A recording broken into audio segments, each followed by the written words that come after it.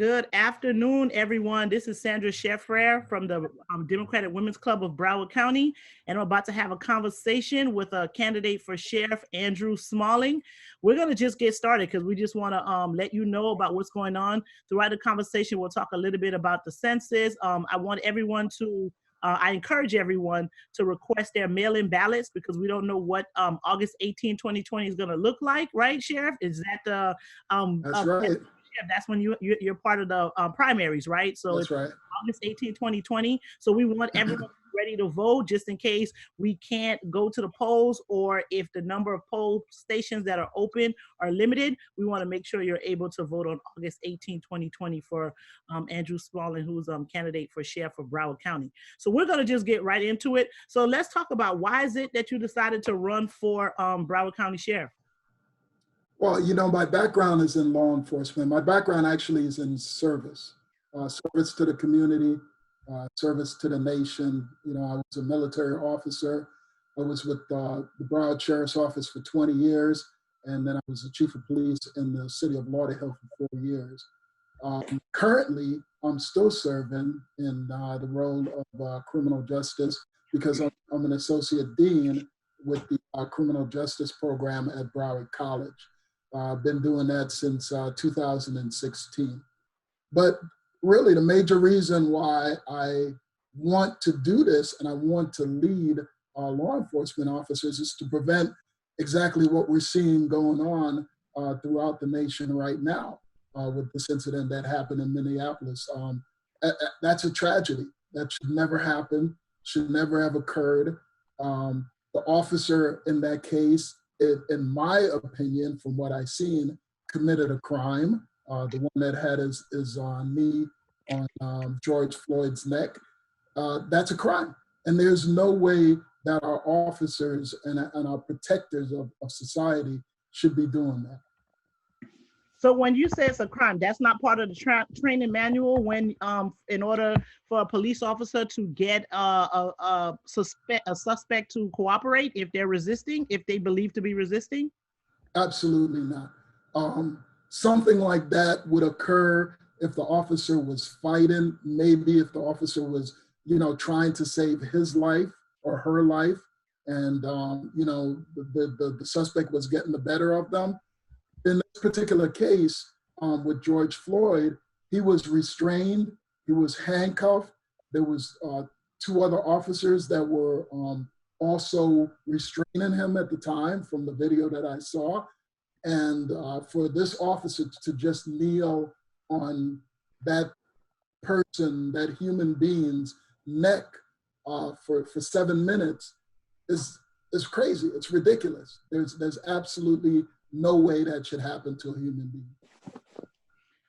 All right. Okay. So what, again, we talked about like what it is that motivated you to run. What experience that you have that you believe that will make you the best candidate for the Sheriff of Broward County? Well, I bring to the table not only my law enforcement experience. I served 10 years in the United States Marine Corps as an intelligence officer. I also have 20 years within the Broward Sheriff's Office when I rose to the level of a district chief or a captain in the city of Lauderdale Lakes, and also 4 years as the chief of police in the city of Lauderhill. All that combined experience gives me not only good experience in the sheriff's office and in the county law enforcement, but also municipal law enforcement, which is important because in Broward County, we have 31 different cities. 17 of them, I believe it's 17 or 16, under control of the sheriff's office, but the other cities, 15 cities, are under the control of each individual police chief, each individual commissioners. And it's important that we all get on the same sheet. If it's training, if it's the way we do policing, everybody on the same sheet of music so that we can bring good policing and the proper policing to the people of Broward County. All right, so you talked about good policing. So that means that you have to have some sort of vision that you want to see in a Broward County Sheriff's Office. What is your vision for Broward County Sheriffs and the officers that work for that department? Well, first of all, there has to be trust and confidence. trust and confidence, not only with the people that we police, but also the people within the sheriff's office. Right now, I know that, if you follow the news, you see there's a lot of turmoil with the last couple of sheriffs that we've had. It seems like there's always some turmoil in the leadership at the sheriff's office. And that is something that causes, it's a causal effect in how we police in the community. Because if the individuals within— Hey, daughter, I just sent you a WhatsApp to a job. Can I go ahead? Yes, you can go ahead. I don't know what happened, how that person was able to join in the conversation like that, but I believe I muted that mic. So I think very good. Thank you. Now. Thank you. It's important that the individuals that are within the police department internally or the agency have trust in the community. That's very important. When we talk about community policing, when we talk about what's happening in Minneapolis now, for instance, I'm hearing, and I guess this has been the case for a number of years now, that there was no trust and confidence in that police department in the first place. So much so that the University of Minnesota decided that they're not going to even use that police department anymore to provide security for all of their games, right? That's one. In University of Minnesota football, that's like a really big deal. And I mean, the next day they were like, nope, you guys can't come back here. And I think that's a strong stance. That's an important stance to take, right? Because even the students and people in the community want to know that someone's on their side. And we all know that all police officers are bad. Like the majority of them, most of them are really good people. And I think what frustrates citizens is that when, certain departments won't acknowledge the bad apples that they have as part of their departments. And I think that's what's frustrating. What are your thoughts on that? Absolutely. That is something that is paramount. That's like the basis. When you build a house, you build it on a foundation. And the foundation of policing has got to be trust. I mean, the individuals that started police work and policing really started back in England. They're the ones that really structurally put in place what we call our modern day policing. It's not an American philosophy. It's a European paradigm that was brought to the United States. It kind of got a little shifted with our history when it comes to slavery, when it comes, especially for Black people. When we talk about, how police was used in the civil rights movement, how police was used, when slaves were freed, things like that. There's still that bleed in our policing that's there. Now, like you said, not every police officer is a bad police officer. And I truly believe most of us go into the profession wanting to do good. But there is that bad apple or bad apples that can corrupt the whole bunch. The whole department and make it all look bad. And you brought something about the civil rights movement, and we've seen some images just in the last couple of weeks that are very interesting. When the talk was coming out, because we're also in the middle of a pandemic where we basically had to shut the country down for about 2 months to try to control coronavirus. And then there were talks of like reopening some cities. Some people are like, no. And we just saw images like a week and a half ago of armed men going to Michigan's state capitol to force the governor or whoever to open up the cities, and there was no tear gas, no rubber bullets or anything to that response. But here we are, we have people who are protesting in Minneapolis, initially thought of peaceful. I'm not saying that it probably didn't get out of control, but the reaction, the fact that they didn't just give people space to just kind of talk about it and just express their anger, because they just watched a man die with a police officer having his knee on his neck for 9 minutes. I believe, as part of the academy, you guys learn about crimes. And I know, for instance, I'm a practicing attorney, and I know that there's a difference between domestic violence and domestic violence by strangulation. And the one by strangulation is worse because, you could actually kill that person by doing that. And I want to know, do they tell police officers, like, how long does it take to kill someone if you're like cutting off their air supply? Is that part of the training that officers get? And if not, is it something that you see that should be happening going forward? Well, let me tell you this. There is no training that you receive about cutting off people's air supply. There's no such thing. We don't do it, all right? The academy where I am located at Broward College, where all the cadets come through that are uniform officers, law enforcement officers, and corrections, they go through that particular academy at Broward College, and they are not taught to choke somebody out or to cut somebody's air supply off. So what this officer was doing in Minnesota is something that is not taught. That is, our philosophy, my philosophy, is that we're there to protect lives, to save lives. The only reason you should be taking someone's life is if it's a last resort. If that person is a threat to somebody else, either they're killing somebody, or they're seriously harming somebody, or they're about to kill you or seriously harm you as a law enforcement officer. That's the only way we even get into that thought about taking somebody's life. And most people agree that you do have a right to self-defense, right? If someone's trying to take your life, most people would agree. I mean, again, we see the images and we didn't see that was necessary. But there's another aspect of that case that I think is interesting and that I would like to talk about. There's some confusion about like what originally started this call in the first place. There's some talk that it was a counterfeit $20 bill. There's some talk that it was a bad $20 check. Regardless of which way it happened, it really was about something that maybe involved $20 or less worth of whatever it was to that business. Is there a different way or that police officers should handle that? Is there some discretion in what police officers can do in terms of to avoid escalating a situation to the point where there was 4 police officers on the scene and someone ended up dying? I mean, this is something that was worth $20 at best. Of course, and you bring up a good point about this discretion. Every law enforcement officer has discretion, all right? There's certain crimes.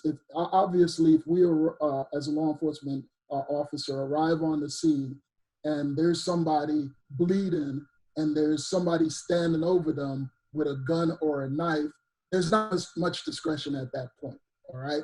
Or somebody's badly hurt and you still have a suspect on the scene, or there's a major crime, let's say it's an armed robbery in progress. There's not much discretion at that point. We're talking about a minor crime. From what I understand, and I saw some interviews with the store clerk, I guess it was a store clerk, that was talking about George coming into the store and giving him a counterfeit $20 bill. Now that's I've responded to calls like that. It's not an unusual call.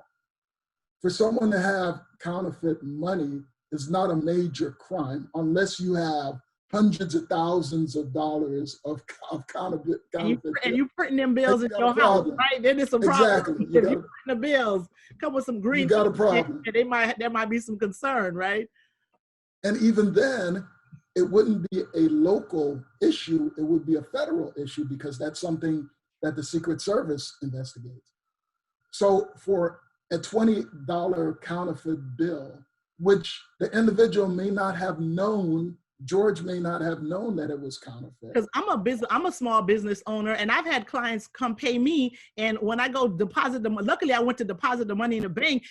Most of the bills came up suspicious, and one of them was actually fake. Imagine if I had gone to the store to purchase something and the bill was counterfeit, and I didn't do it. I got it from someone believing that it was okay, And again, I think the other interesting part of what I'm talking about was that I actually had a relationship with the bank. So there was no reason for them to believe that I was really trying to, pass bad money, deposit bad money into the bank. So relationships are also important to that effect too. So yeah. I agree. And another part of it is when we talk about minor crimes like that, the response to a minor crime, we have to look at that. As a police leader, I would have to wonder, why am I having 4 officers responding to a counterfeit $20 bill? Was there more to it than that, than just that individual? Was the call made where maybe the store clerk said something more than just this individual trying to pass? So that might be part of it in the investigation. And I don't want to get too much into that because I don't know enough about the investigation on that end.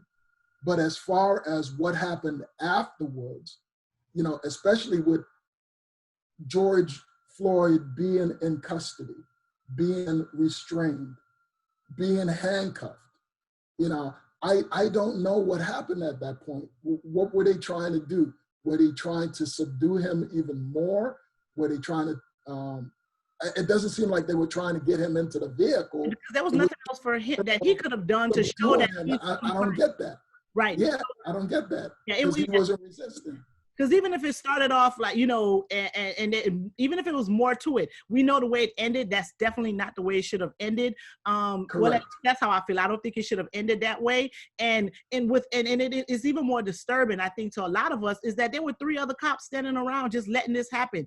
You know, and it is definitely a tragic situation, and we're gonna see how it unfolds in the next couple of days. Thank you for taking the opportunity to at least tell us like what you thought about that, because a lot of us are watching and we're just like, I just can't see how this is okay. You know, I just can't see how this is okay. And it's good to get a law enforcement perspective. But let's talk about what it is that you're trying to do as candidate for Broward County Sheriff. And what is your long-term vision? What is it that you want to see happen in a Broward Sheriff's office? What's your long-term vision for that office? Because I know it's a position you had for 4 years, and you might be able to do some things within that time. But, you know, what is it that you see long-term happening in the Broward County Sheriff's office? Well, the first thing is I want to see whoever the leader is. I'm hoping, of course, it's going to be me, that it's somebody that the public has confidence in, has trust and confidence. That's firstmost and foremost. And I believe that if that individual has that confidence, not only in the community, but also within the sheriff's office, where I spent 20 years and know a lot of the high-ranking individuals that are currently there. If there's that confidence, then I think we can accomplish a lot of other things. Obviously, you know, working more with our youth to prevent our youth from entering into the system in the first place. To prevent first-time offenders from entering into the system is important, especially within our inner city areas where, you know, having a police record prevents you from making a living. You know, it causes you not to be able to, you know, get a job, not to be able to rent an apartment, you know, not to fully exercise your rights in this system, in this democracy, and become the best that you can be. So I think that holds a lot of people back. So there's a lot of work there, working with the inmates. You know, we have an inmate population there that I'm hoping would become irresponsible citizens and would not go back into the system.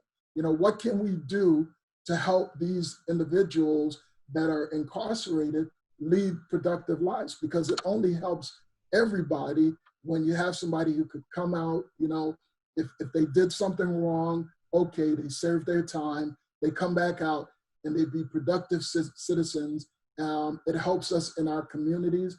It helps that person. And, you know, it's something that we need to really look at. So I think those two, well, there's more than 2 that I talked about, but those are major visions for me within my first 4 years. Right. So those of us that don't fully understand all of what the sheriff is in control of, so not only are you responsible for law enforcement, but are you responsible for corrections and the jails too, or is it only just the police officers that we see on the streets of Broward County? Okay, so the sheriff's office, our sheriff's office is probably the 3rd largest sheriff's office in the nation. Under the control of the sheriff is fire rescue. Okay. So there's a department there for the county that the sheriff has. Law enforcement, so the Department of Law Enforcement, which are deputies that you see on the street. Corrections, which is the jails. So there's 4 jails within Broward County that the sheriff is responsible for, approximately 2,000 inmates. And also a part of probation and parole. Okay. The crime lab also falls under the jurisdiction of the sheriff. And we also have child protective services. And that was brought on under a sheriff. It actually was under the control of the state. Yes. And, one of our DCF, sheriffs, say again? It used to be part of the Department of Children and Family, right? Correct. Yeah, went to corrections, okay.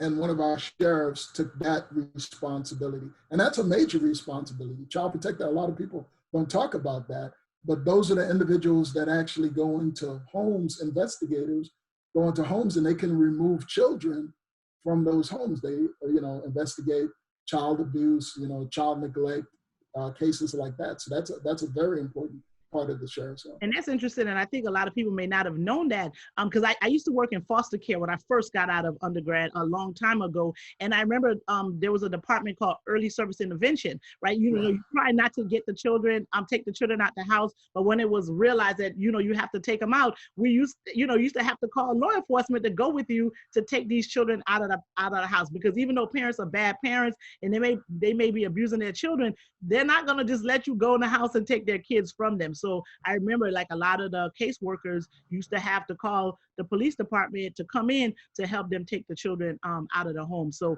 it's good to know that that's something that I could tell you, being a law enforcement officer, a deputy sheriff, that was one of the calls that I did not like. And I think most deputies, most law enforcement officers do not like going to those calls because unless it's something that, it's blatant. And usually if it's a blatant child abuse or child neglect, the kids walking around in dirty diapers, there's no food in the house, things like that. But if it's a situation where there's an allegation and they have to investigate it, it's tough. It's, to go in, like you said, to go into somebody's house and try to remove their kids. The children, right? You're looking for a fight.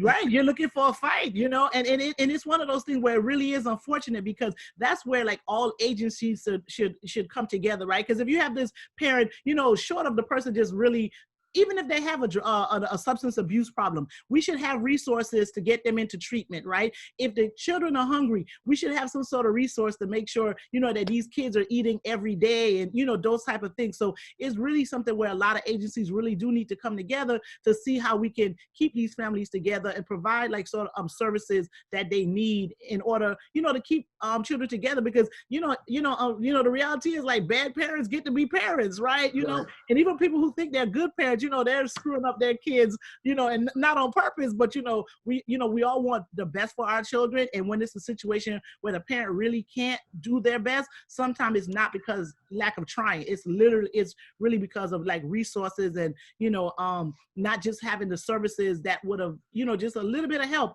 would have made that family situation stay together.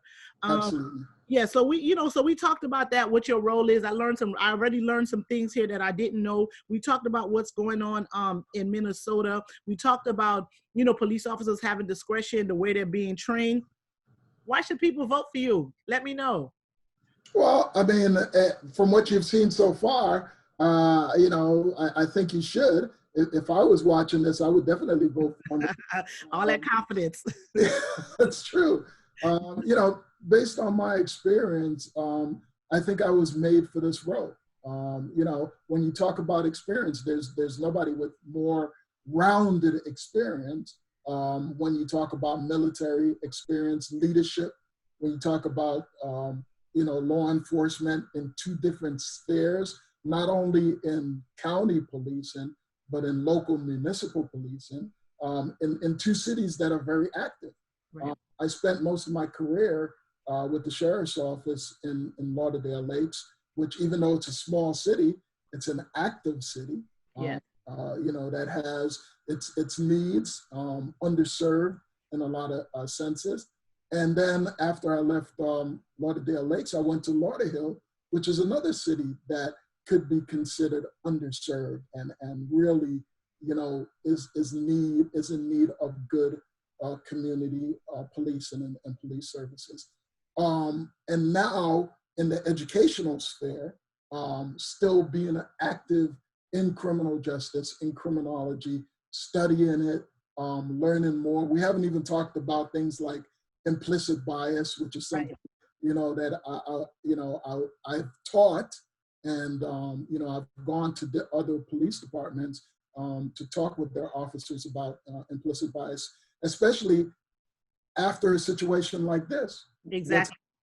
In Minneapolis. I don't mean to interrupt you, but I'm gonna interrupt you a little bit just because I think I can do that. But so the implicit bias is very important, because we actually had a case in the news this week that dealt with that. Amy Cooper in New York City in Central Park, she sees this guy, he's bird watching, and she's like, I'm gonna call the police and tell them that this African American man is about to attack me. Like, he's bird watching, I mean, not to say that he's less threatening because he's bird watching, but that's one of those things. All she sees this big black guy, even though he's telling her that, you are breaking the rules, and she was really breaking the rules. And he's just trying to tell her, like, listen, just put your dog on the leash. That's all I'm asking. And then she turns it into this whole big thing, right?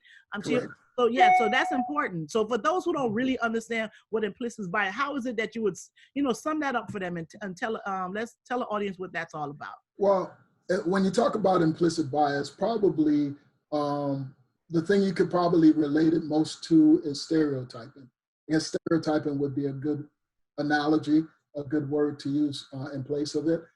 So basically what it is that you have certain beliefs. It could come from your culture, the way you were brought up, whatever it is. You have certain beliefs, and it doesn't have to necessarily go into race. It could be other things, it could be religion. It could be, listen, I don't like, people who have long hair, and or short dudes or something. Exactly, a nice blue dress, blue and white dress, I for whatever reason in my culture, those are things that I grew up learning that wasn't good, right? So now, because of that, it's within me that I don't like it. Now, I might not act on it, okay? This is where we have the problem. When you act on your bias. Exactly. And unfortunately, police officers are individuals who can take action up into including deadly force. Right, and so and you bring another point to it. And it brings me to another case that's been in the news, right? Because the other thing about implicit bias is sometimes it's so subconscious, right? Like you're not even. Some people are self-aware, and they're like, I realize that I don't like girls in blue and white dresses, right? So they know that they don't do that. But some people, they're over here discriminating against a person with a blue and white dress and not even understand. Not even know it.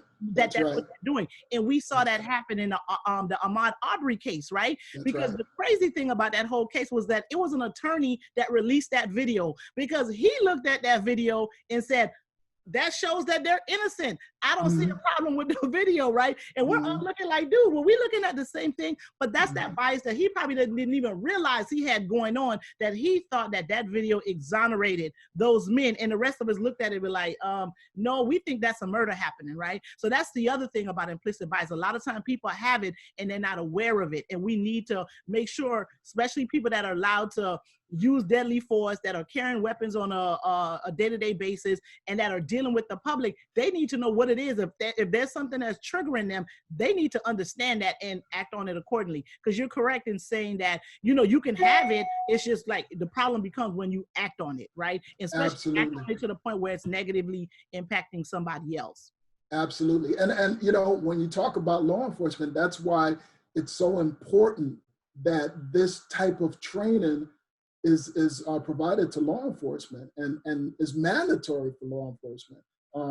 I had a case, I really started getting into implicit bias training with a lady by the name of Dr. Lori Friedel, and she's out of University of South Florida. She's a criminology professor, and she's basically taken this implicit bias training and taken it nationally. So she usually shows up with a group of trainers who I was at the time. I think this was in 2011, I think it was, 2011, that time frame, to an incident that occurs with a police involved, either shooting, use of force that leads to death, and there's possible racism element to it. So usually the police department will say, hey, listen, we need to have this training. They'll bring Dr. Fidel and her group in, and we would train those officers. So I had an opportunity to work with the University of Cincinnati. There was an incident that, and their police officers, there was an incident that happened, and you may remember it. It actually happened off campus, where this individual was in a vehicle. He was unarmed. The officer came up to him and ended up shooting the individual. It was almost like a Philando Castile type. I can't remember the victim's name. But after that, we went in and did implicit bias training for those individuals. And some of those individuals, they never really thought about it that way. And like I said, you know, and you've said this, it could be in the back of your mind, and it's not a black or white issue. It's a human issue. Right, it's a human issue. It could be in the back of your mind that culturally you have a bias against a certain person for whatever reason. It could be somebody of your own race. Right. And because we've had black on black, a black police officer and a black suspect that goes bad. So it can be more than just a bias against another race, which is racism. It goes to a different level. But some of these individuals, my point is, a lot of these individuals didn't even know that they were biased until it was brought to their attention. Right. Now, once it's brought to your attention, the next step is you've got to learn how to control it. Exactly. I'm sorry, people say, well, you shouldn't have to control it. As human beings, we got to control a lot of things about us. You know, we can't just get out there. I know a lot of us probably, you know, want to join some of those people out in Minneapolis and burn some stuff down and you know, hurt some folks. But the intelligence within us tells us, you know, that's not probably the most productive thing that we should be doing. Right. Maybe there's some people out there, they're emotional, whatever, they're just upset. And be careful, because some of those individuals that are out there burning buildings, they're doing it for their own purposes. Their own purposes, exactly. Trouble. Right, Okay? right, exactly. So it's not everybody that is really thinking about the George Floyd incident. There are some groups out there that are anarchists, and they intentionally want to start wars. All that havoc, yes. And so we got to be careful about it. We have to be careful. And I just have one little implicit bias story that I have. I remember the first time I went to a female jail and I saw women in jail. And I'm just like, well, what they do? Women don't get in trouble, right? And part of it was because, you know, my parents are Haitian, and all the Haitian, you know, most of the women I knew were mothers and wives, you know, they were moms and wives, and they're taking care of their children. I'm like, well, how are you a wife and you have kids? Where do you have time to commit crime, right? That's right. So like, we can have biases that make us not even be able to see when someone's doing something wrong, right? Because I was just like, absolutely. No, women can't get in trouble. Like, their wives, their mothers, they have kids. This is what they're doing. Why would they be out here doing whatever kind of crime? And then once you get into the part of the criminal justice system, you realize that some of these systems can be ruthless. You know what I mean? Absolutely. It was really something that I had that I really was like, I couldn't imagine a woman committing a crime under any circumstance, but then you come to realize that, yes, they do it. So our biases can cause us to do terrible things, but they can also cause us to make excuses for people that are doing terrible things because we don't want to believe that that person's capable of that. Okay, absolutely. So. And the important part, if I may say, the important part is recognizing that bias and then controlling that bias, because we recognize that we have that bias. Now it's up to us as adults, right, as mature individuals, to say, hey, wait a minute, I have a bias. I didn't even know I had a bias.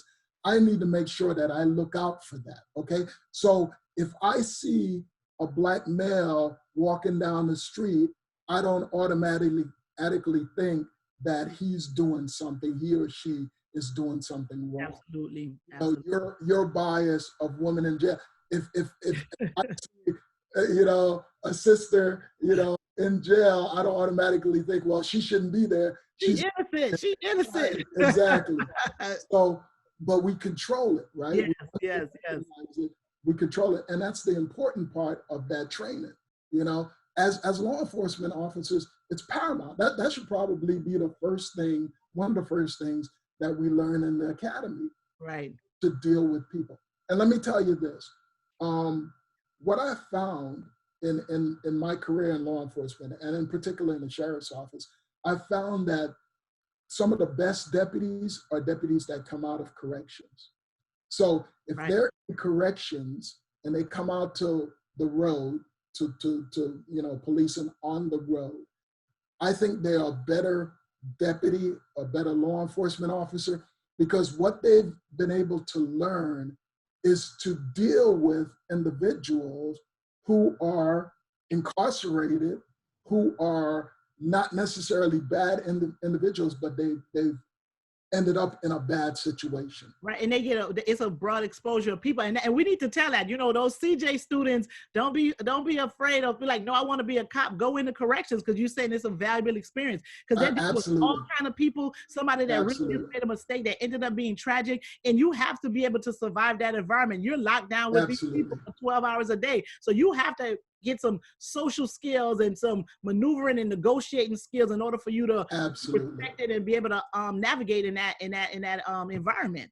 And you have to do it without a gun. Right. On top of that, right? On top of that, imagine that.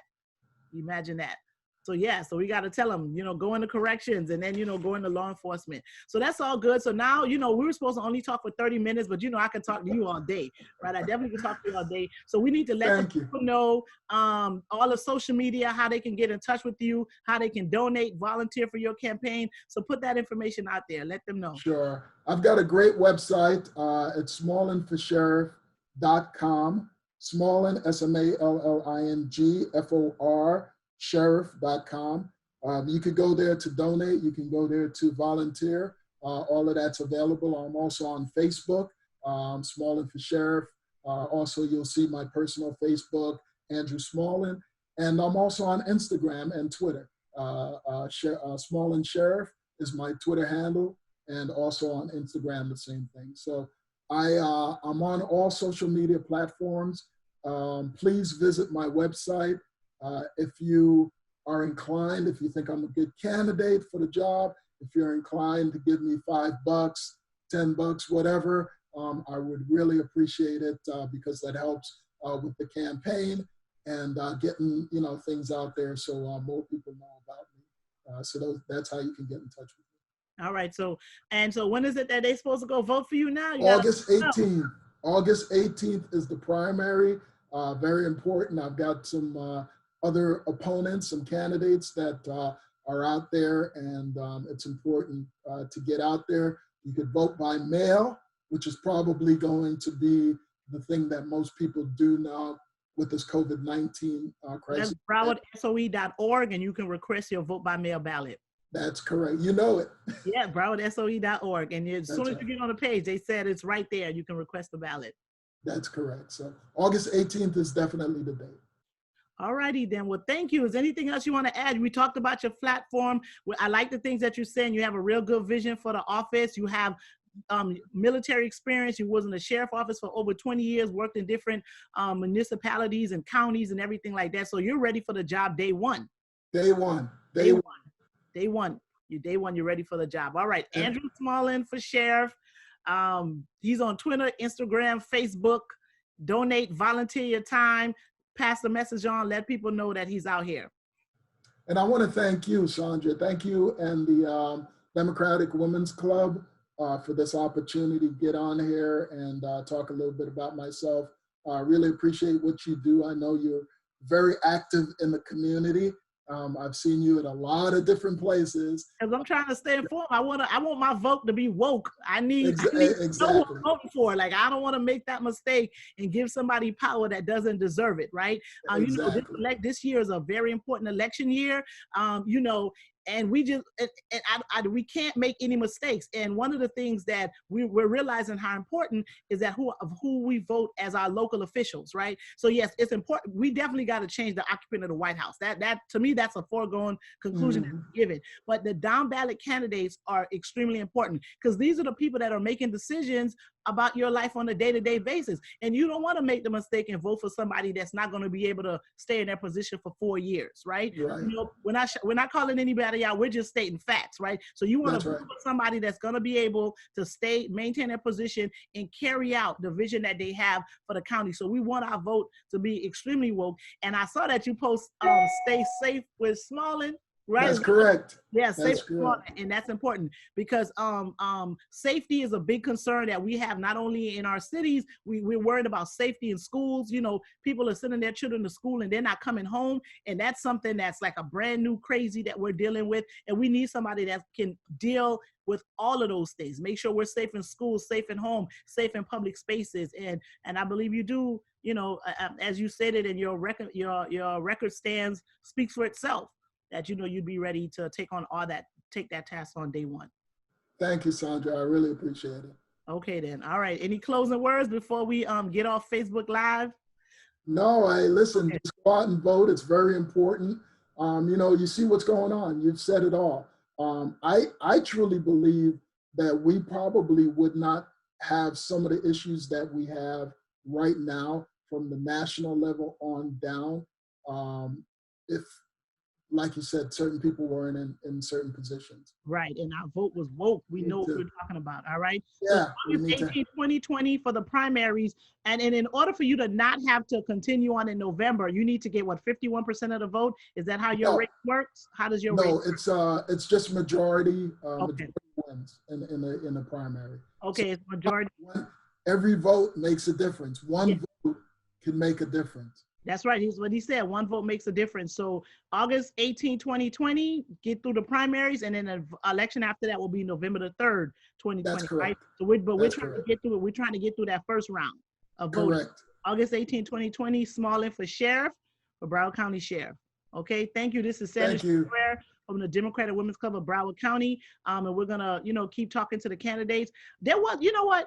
I said something, I gotta keep myself honest, because I said something yesterday and I said I was gonna ask you about it, and I just remembered. Because I interviewed Ruby Green, who's a candidate for Broward County Public Defender. And she was talking about the case. You know, Ruby's a good person. So she was talking about how they have people that get arrested for trespassing, $25, they're sleeping on the park bench, get arrested for trespassing. Their bond is $25. They can't afford to pay it, and it costs $140 some odd to house someone in a county jail overnight. We talked about that a little bit, but I did say I was going to ask you about that. Like, what can we do about that? Because we shouldn't be spending $140+ for somebody that's going to have a $25 bond. Like, can you do anything about that as sheriff, or would you be able to? How would you want to handle situations like that? For sure. Now, every jurisdiction is different. Okay. So I can only talk about what I would have control over, which is the sheriff's office, the 15 municipalities that I have control over. I would make sure that my deputies understand that they do have discretion. And when we talk about discretion, not everybody has to go to jail. If there is something out there that you definitely have to arrest, quote unquote, arrest someone for, it doesn't have to be a physical arrest. It could be a notice to appear or a promise to appear. With juveniles, we've done the civil citation program. As a matter of fact, I did the civil citation program when I was a lieutenant in Lauderdale Lakes. We had Harmony Development, which is a social company that came in and talked with the juveniles who were, having problems, things like that. So there's a lot of other alternatives to physical arrest. The problem that we have is when we do a physical arrest like that for a minor crime, it takes away a bed from somebody who we could be putting in that place that's done a major crime. Somebody that's, stabbed somebody that's robbed somebody, somebody that's out there, selling hardcore drugs, a gangbanger. These are individuals that we want to separate from society, all right? Not necessarily somebody who's homeless or somebody who shoplifted, a can of SpaghettiOs or something because they were hungry. So we have to, really think about what we're doing when we're talking about physically arresting individuals. And I think most officers would comply with that. They would be okay with doing that because it's less work, really, when you think right. you know, to just write somebody a notice to appear, Yes. you know, write up a report, have them on their way, you know, hopefully they show up to court. Now, if they don't show up to court, that's another issue because now you got a warrant for your arrest. You know, but that it gives them. Yeah, they don't have an address. They were sleeping on the park bench. Where y'all mailing that letter to? Well, that's another problem. Y'all You need bring to up a good point. They don't have an address. How they gonna go to court? So now they have a bench warrant with a $2,500 bench warrant because there was no address to send this letter to. I mean, we definitely have to fix it because that's a problem with the system. That's a problem with the system, and then you know, all together everyone can do that. So it's important who the judges are that we're voting on. So we got to be real. Correct. You know, we need to be woke about who it is that we're putting on the bench because it's important. Because you know, the state attorney. And we have some very good candidates in the state attorney race. We need people in the public defender's office to kind of advocate and tell them like, listen, don't be bringing me no case with no dude with a $25 bond. I got some other, you know, real people to deal with. We have some career criminals here that we need to address. So it's like everyone needs to work together and try to find a solution for this. And I know, and that's about resources. And the last thing I'm gonna say about resources is like that's where the census becomes very important, right? Because everyone needs to be counted because that determines how much money every city, every county get, right? Like when you make sure you fill out the census. So that's another reason why we're going to shout out census2020.gov. Make sure you fill it out because every person, they need to know how many people are in each city, municipality, area, whatever word you want to use, because that's how the federal government funds everyone. So if it's undercounted, you're not going to have enough money to provide all of the resources that people need. Because what police officers should be able to do in an ideal situation, if this dude is sleeping on a park bench, they should be able to give him a number or an address or a homeless shelter and just be like, yo, go over here, get some food, get a place to sleep, clean up and something like that, as opposed to, you know, putting a person in jail and using up all of these resources. But I know you have the vision and the wherewithal to at least start working on this in your first 4 years in office, put some plans in place so, you know, we can get to this idyllic situation that we all want, right? Absolutely.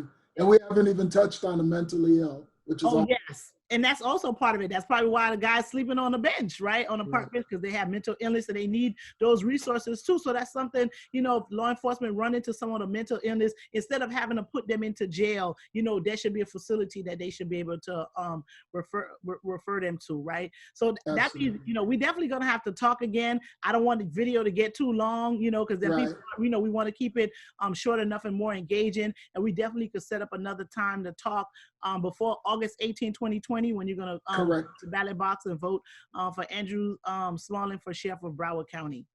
Anytime, Sandra. Thank you. Thank you. Thank you very much. All right. Good seeing you.